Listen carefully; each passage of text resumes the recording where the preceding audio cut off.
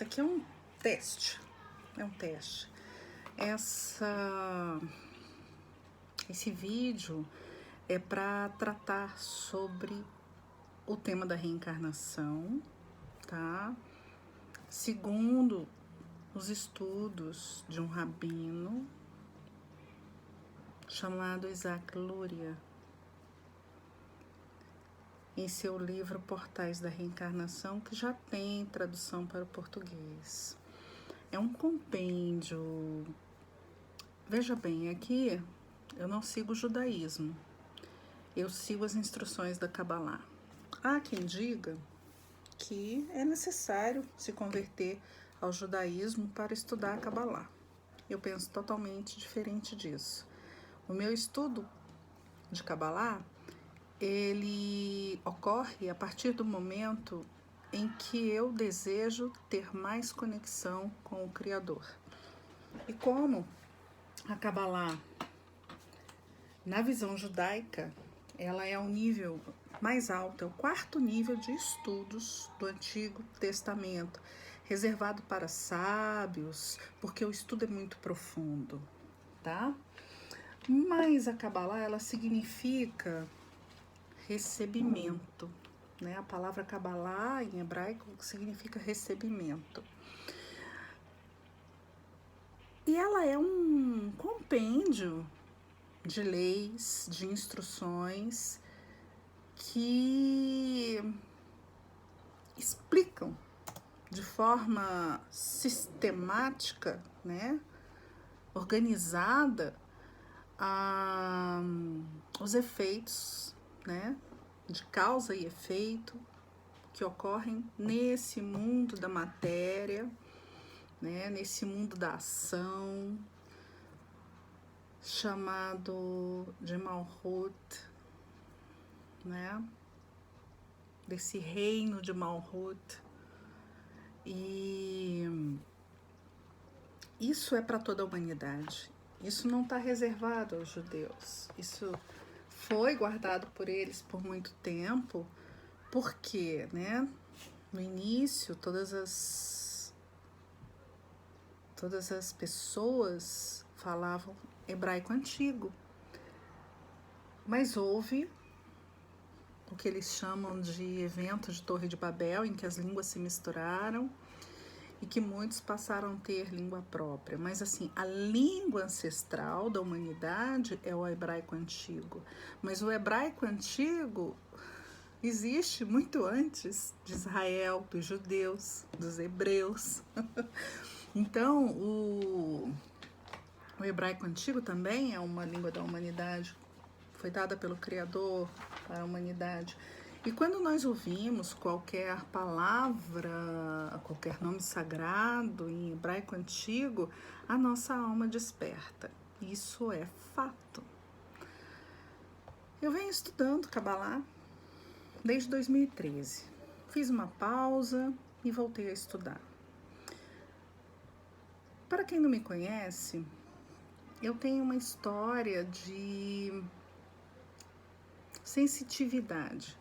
Tenho um quadro de sensitividade desde criança e não sabia por que acontecia comigo. E depois eu descobri que minha mãe e minha avó já passavam por isso, mas negavam essa possibilidade de ver coisas, né? Ver espíritos, ouvir vozes, mas ambas, vovó já é falecida, mamãe tá viva, graças a Deus, mas ambas com uma intuição assim fenomenal. E eu via muita coisa. Mas papai era militar, né? Hoje ele é da reserva, e papai falava assim: eu não quero filha macumbeira em casa. E para evitar discussão, né? Evitar assustar minha mãe, que ela era mais medrosa de todas, né? A vovó era mais corajosa. Era pegada com Santo Antônio, fazia as perguntas para Santo Antônio, tinha as respostas na hora.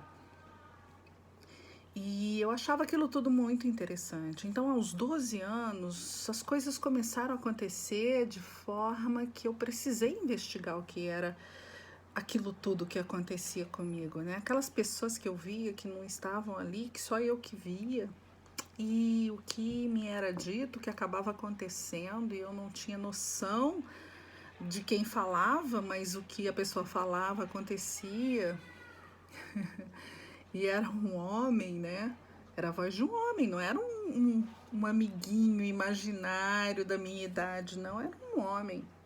Na minha época de criança tinha um filme de cowboy chamado Batemarterson. E o Batemarterson era um herói. Então eu dei esse nome para aquela voz daquele homem que falava comigo. Eu chamava ele de Batemarterson. E Batemarterson me falava tudo o que ia acontecer. Eu devia ter uns... Isso já acontecia por volta de 11, 12 anos. Não, antes.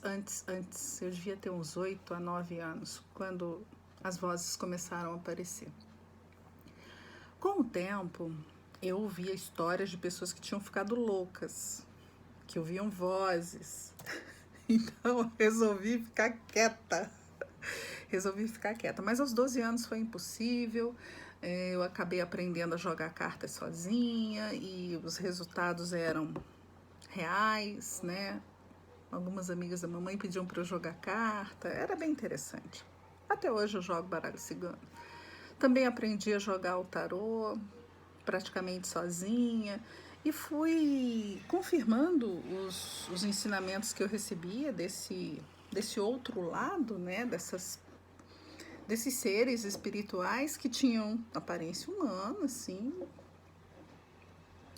mas que me ensinavam, né? Então eu ia apenas nos cursos para ter mais consistência no ensinamento, porque eles falavam, mas eu não tinha habilidade para anotar, sabe? Eu ficava prestando atenção, aprendia, mas não tinha como tirar dúvidas, né? Então eu comecei a colecionar a revista Planeta, eu comecei a comprar livros que podiam me instruir, revistinhas, né, de astral, horóscopo, coisas que falavam um pouco mais do ambiente em que eu passava a maior parte do tempo, né? Fazia meus deveres de casa e mergulhava nesse universo aí de coisas sobrenaturais, ocultas, para desespero dos meus pais. Bom, minha avó me entendia um pouco, né? Ela me entendia um pouco, mas ela também tinha um pouquinho mais de cautela. Ela falava, cuidado com essas coisas não se brinca. Aí eu falava, pergunta pro Santo Antônio se tá tudo certo se eu estudar isso. Aí o Santo Antônio falava que sim, ela não se importava tanto. Bom, depois, por volta de 16 anos, eu acabei fazendo cursos para entender um pouco mais sobre cromoterapia, né? Foi com Joanina Isaac aqui em Brasília. E o marido dela deixa eu ver se eu me lembro. Joanina Isaac e... não vou me recordar do nome do marido dela. É um nome fácil, mas não tá vindo agora. E esse vídeo, ele tá sendo teste gravado em tempo real.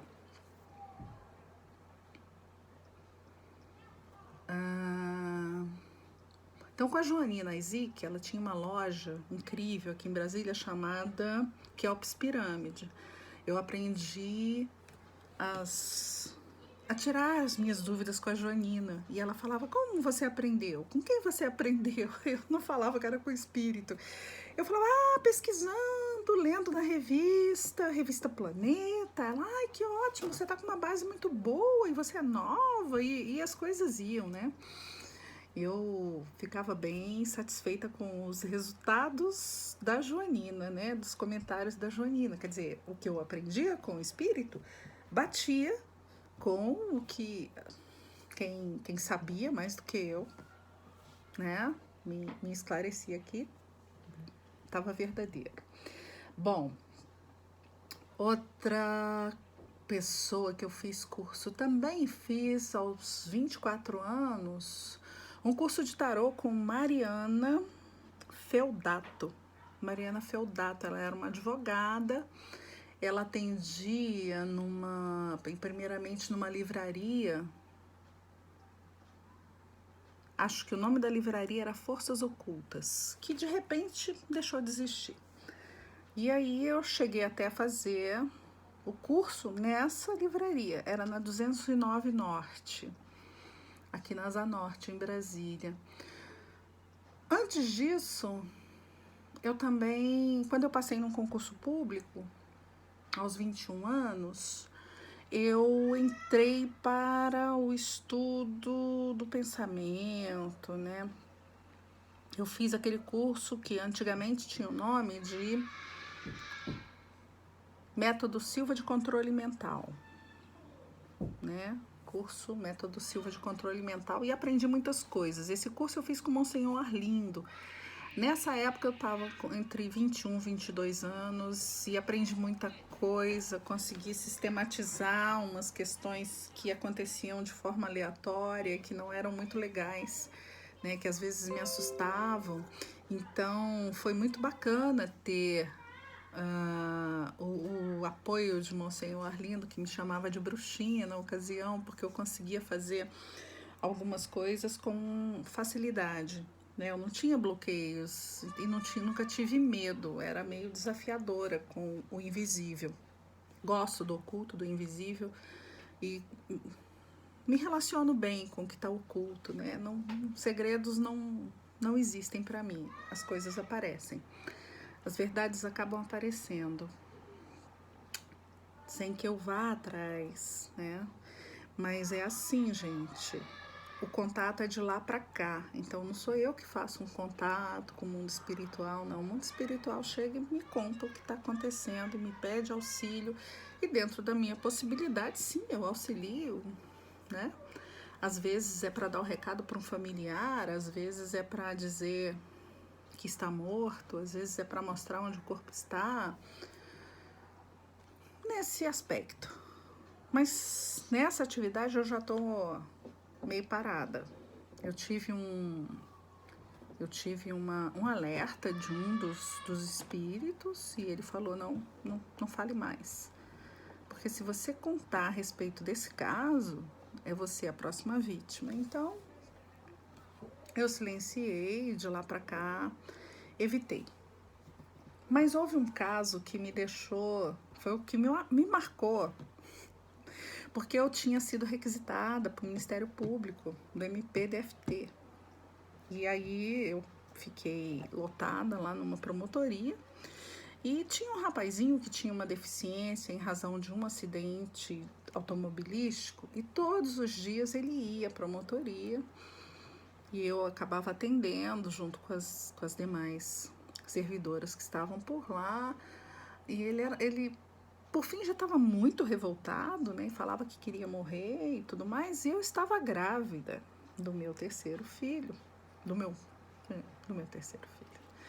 E briguei com ele, falei sério com ele, olha aqui, se você quer morrer, você não está no lugar certo. Você quer morrer, morre, problema seu.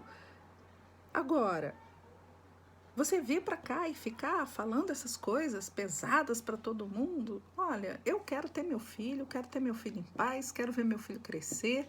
Então, se você quer morrer mesmo, faz assim, ó, senta ali no banco ou vai embora. Quando você se acalmar, a gente conversa, ou vai embora. E olha, você está pedindo, você vai receber. A morte, ela costuma atender quando a gente pede com tanta raiva assim, com tanta força. Foi a última vez que eu vi esse rapaz. Vou deixar o nome silenciado, mas quem trabalhava na época vai lembrar desse caso. Depois desse dia, passou um mês e ele não aparecia, quase um mês, e ele não aparecia mais lá, e ele era pontual lá na promotoria. Um dia eu chego em casa, minha empregada fala assim, olha, os seus amigos estão aí. Eu falei, meus amigos? Ela seus amigos invisíveis estão acendendo a luz da cozinha, tá deixando todo mundo com medo aqui. Fiquei brava, fiquei muito brava. E falei assim, eu quero saber quem é que está fazendo isso. Eu não autorizo você a fazer isso dentro da minha casa. Aqui quem manda sou eu. Você já não está entre nós, então você não tem que fazer isso, nem assustar ninguém. Você está me entendendo? Ou você aparece agora e diz o que você quer para ver se eu posso te ajudar, ou vai embora de uma vez. E aí ele apareceu, eu falei, morreu. eu te disse que você iria conseguir morrer. Realmente ele morreu e ele estava desejando que eu localizasse o corpo dele. Falei, ok. Então eu liguei para um amigo meu que trabalhava numa delegacia e falei, olha, tem uma situação de desaparecimento de pessoa lá na promotoria, essa pessoa ia sempre. E como você sabe que eu tenho aqueles avisos, essa pessoa apareceu para mim e disse que está morta. E eu queria saber como que é a casa dessa pessoa, da mãe dela, né? Aí esse amigo meu falou assim, eu não tô acreditando. Eu falei, por quê? Porque a mãe dessa pessoa veio aqui, registrou desaparecimento de pessoa e tá procurando essa pessoa. Parece que sumiu desde tal dia e tal. Eu falei, pois é. Ele já falou que tá morto e ele já falou que o corpo tá perto da casa. E eu percebi que é um local que tem água. Isso a gente faz quando faz o curso Método Silva. A gente tem essa... Num dos níveis, a gente aprende a fazer isso. Aí eu falei assim, olha, o corpo tá perto de água, né? Aí ele falou, olha, tem um policial que foi lá, ele pode te dizer como é que é o terreno. Fui certeira na pergunta, né? Tem cisterna ou caixa d'água nesse lugar? Ah, tem uma cisterna, mas ocorre que para levantar essa tampa tem que ter no mínimo 5 homens, 5 bombeiros muito fortes para conseguir levantar essa tampa. E eu falei, não acredito. Falei, ok. Passou pro policial que me conhecia e a gente conversou e eu pude observar, né, a ele o seguinte, olha, o corpo tá lá nessa cisterna. Ele falou, não acredito. Você ouviu que precisa 5 homens? Eu falei, olha, não sei como fizeram, mas o corpo tá lá. Eu tive a confirmação. Eu sei que acabaram indo para lá e realmente acharam o corpo do rapaz, né? Ele foi morto com um tiro na cabeça. A questão era para buscar obterem o seguro do acidente automobilístico que ele teve, que já estava próximo de saída e tudo mais. Então, assim, essas coisas sempre aconteceram, mas esse trabalho eu não faço mais, né? Fiz algumas localizações de corpos, mas isso eu não faço mais. Evoluí. Hoje eu faço coisas mais leves.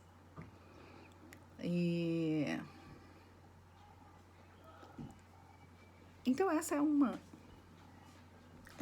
das habilidades que eu tenho de ver espíritos, de ouvir espíritos, de conversar com eles, de pedi-los para se retirar, né? Eles ainda aparecem, ainda conversam e dentro das minhas possibilidades eu faço o que eles me pedem quando é para auxiliá-los a seguirem, né, a evolução deles. A gente não deve cercear a evolução de quem quer que seja. Nesse primeiro momento, é isso. Isso é um teste e eu tô vendo como que eu vou chegar nos assuntos da Kabbalah. Até a próxima.